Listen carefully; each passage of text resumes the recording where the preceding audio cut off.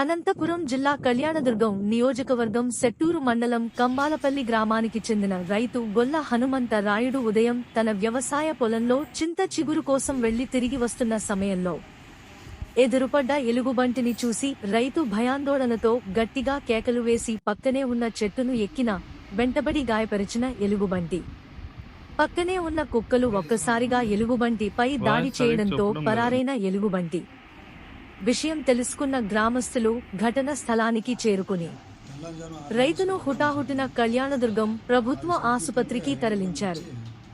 వన్యమృగాలు గ్రామాల్లో సంచరిస్తున్నాయంటూ పలుమార్లు అటవీ శాఖ అధికారులకు చెప్పిన వారి నుండి ఎటువంటి స్పందన లేదని, ఒంటరిగా వ్యవసాయ పనులకు వెళ్లాలంటే భయంగా ఉందంటూ గ్రామస్తులు ఆవేదన వ్యక్తం చేస్తున్నారు.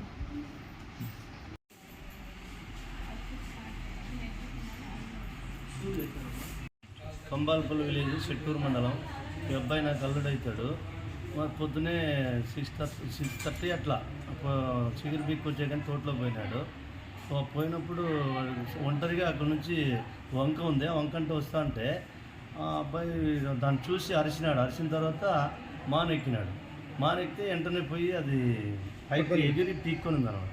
పీక్కున్నప్పుడు ఇంకా అంతలోనే కుక్కలు పారిపోయినాయి. మా గొర్రెల దొడ్డి ఉంది మా వాళ్ళ దగ్గర. పోయి కుక్కలు పీక్కు అది ఎప్పుడైతే పోయి మరిగినాయో ఇడిచిపెట్టి వెళ్ళిపోయినాడు. మాకు అప్పుడే తెలిసింది. అందరూ పోయి హాస్పిటల్కి తీసుకొచ్చినాం. దీన్ని చూసి అధికారులు కూడా స్పందించి దీన్ని పట్టించుకుంటారని కోరుకుంటున్నాం.